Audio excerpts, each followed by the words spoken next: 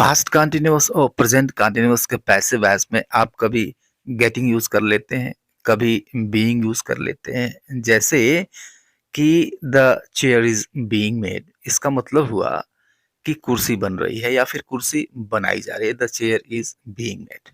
ठीक है। अब आप इसको ऐसे भी कहते हैं, the chair is getting made.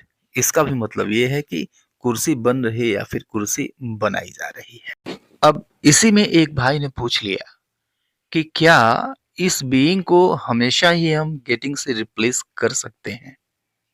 तो चलिए इस वीडियो में हम इसी चीज को डिस्कस करते हैं और इसको हम अच्छी तरह से समझते हैं कि क्या ऐसा होता है हमेशा कि गेटिंग को हम बीइंग से रिप्लेस कर दें या फिर बीइंग को हम गेटिंग से रिप्लेस कर दें। पहले इस चीज को आप डिटेल में समझिए कि जो पैसिव वॉइस का कंटिन्यूअस स्ट्रक्चर होता है वो होता है पैसिव वॉइस में सब्जेक्ट, ये ऑब्जेक्ट वाला है, जो हम ऑब्जेक्ट को सब्जेक्ट बदल कर रखते हैं उसकी बात हो रही है। तो सब्जेक्ट प्लस हेल्पिंग वर्ब यानी इज एमा या फिर वाज वर्ब प्लस बीइंग या गेटिंग प्लस वर्ब की थर्ड फॉर्म, ये पैसिव कंस्ट्रक्शन है कंटिन्यूअस टेंस का। अब इस पे कुछ सेंटेंसेस देखिए जहां हम बीइंग को गेटिंग से रिप्लेस कर देंगे और ये दोनों ग्रामेटिकली सही होंगे। The road is being repaired. The road is being repaired मतलब सड़क की मरम्मत हो रही है या फिर सड़क की मरम्मत की जा रही है। इसको आप ऐसे भी कहें तो सही होगा, the road is getting repaired. दोनों का मतलब एक ही है और दोनों ग्रामेटिकली इंटैक्ट हैं, सही हैं। The house was being painted यानी घर की रंगाई हो रही थी या फिर घर की रंगाई की जा रही थी, ऐसे भी कहें इसको, the house was getting painted. इसका भी मतलब वही है और ये दोनों सेंटेंसेस सही हैं। My phone is being fixed यानी मेरा फोन सही किया जा रहा था, मेरे फोन को ठीक किया जा रहा था या फिर मेरा फोन ठीक हो रहा था। My phone was being fixed या फिर my phone was getting fixed, दोनों का मतलब एक ही है। और new over bridge is being built या फिर a new over bridge is getting built यानी एक नया ओवरब्रिज बन रहा है या फिर एक नया ओवरब्रिज बनाया जा रहा है। इन सभी सेंटेंसेस में आपने देखा कि हमने गेटिंग को बीइंग से या फिर बीइंग को गेटिंग से रिप्लेस कर दिया। So in this case they are replaceable with each other. लेकिन ऐसा हमेशा हो ऐसा नहीं होता। जैसे ये फर्स्ट कंडीशन देखिए जहां पे हम सिर्फ बीइंग यूज करते हैं, गेटिंग यूज नहीं करते। जैसे अगर हम फॉर्मल राइटिंग की बात करते हैं, अब फॉर्मल राइटिंग कहने का मतलब है कि अगर एडमिनिस्ट्रेशन से संबंधित राइटिंग है, ऑफिशियल से संबंधित ऑफिस से संबंधित राइटिंग है, कोई लीगल कॉन्टेक्स्ट है, साइंटिफिक राइटिंग है, तो इस तरह के जो फॉर्मल राइटिंग्स होते हैं तो फॉर्मल राइटिंग्स में बीइंग प्रेफर किया जाता है। सेंटेंसेस देखिए कि the law is being implemented from tomorrow, इसका मतलब यह जो कानून है वो कल से लागू किया जा रहा है या फिर कल से लागू हो रहा है। तो यहाँ पे बीइंग को यूज करना ज्यादा सही माना जाएगा, ज्यादा उचित माना जाएगा। The documents are being prepared यानी कागजात तैयार हो रहे हैं या फिर तैयार किए जा रहे हैं। यहाँ बीइंग का यूज ज्यादा नेचुरल माना जाता है, ज्यादा सही माना जाता है। New hospitals are being established यानी नए हॉस्पिटल बन रहे हैं या फिर स्थापित किए जा रहे हैं, स्थापित हो रहे हैं, बन रहे हैं। तो जब हम सिंसियर राइटिंग की बात करते हैं तो यहाँ पे आप बीइंग यूज करते हैं, गेटिंग को सही नहीं माना जाता। लेकिन इतना सीरियस भी होने की जरूरत नहीं है, अगर हम फॉल्ट करते हैं, हम गेटिंग यूज करते हैं तो बहुत बड़ा मिस्टेक नहीं माना जाएगा, चल सकता है।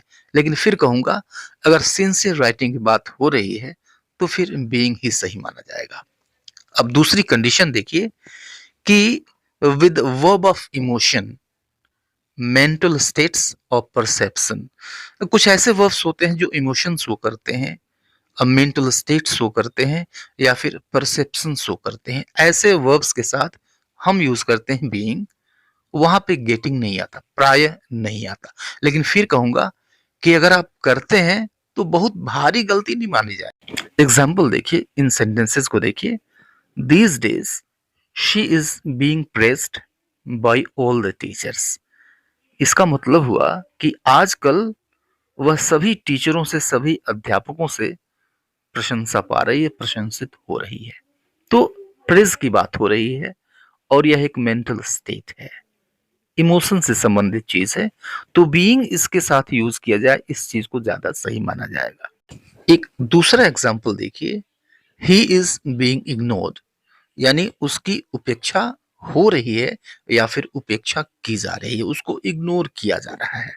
ठीक है, तो फिर से यह जो इग्नोर है, यह शो करता है इमोशन, यह हमारे माइंड से संबंधित चीज है। तो यहाँ पे बीइंग यूज करते हैं तो इसको ज्यादा सही माना जाएगा। चलिए अब आगे चलते हैं, इस थर्ड सिचुएशन को समझते हैं कि with the verb of movement या फिर मोशन, जो मोशन शो करते हैं, मूवमेंट शो करने वाले वर्ब्स हैं, उनके साथ बीइंग यूज किया जाता है, गेटिंग को अवॉइड किया जाता है। प्रिफरेबली हम बीइंग यूज करते हैं। एग्जांपल देखिए, the damage truck is being moved. ठीक है, damage truck is being moved, यानी डैमेज ट्रक को हटाया जा रहा है, मूव किया जा रहा है। तो यह जो मूव है, यह ऑलरेडी मूवमेंट शो करता है। तो जो चीज मूवमेंट शो करता है उसके साथ हम बीइंग यूज करते हैं। या फिर इस एग्जाम्पल को देखिए, the patient is being transferred. The patient is being transferred, यानी पेशेंट को ट्रांसफर किया जा रहा है, may be to another hospital. तो पेशेंट को ट्रांसफर किया जा रहा है, बीइंग प्रेफरेबली यूज करेंगे क्योंकि ये जो वर्ब है ट्रांसफर, यह शो करता है मूवमेंट। और one more example, the load was being carried. The load was being carried, यानी बोझ को ढोया जा रहा था बाई डंकी, कह सकते हैं the load was being carried by trucks. तो ट्रक के द्वारा लोड ढोया जा रहा था। तो बीइंग हमने यहाँ पे यूज किया, प्रेफरेबली बीइंग यूज कीजिए आप, क्योंकि ये जो वर्ब है कैरी, यह वर्ब ऑफ मूवमेंट है।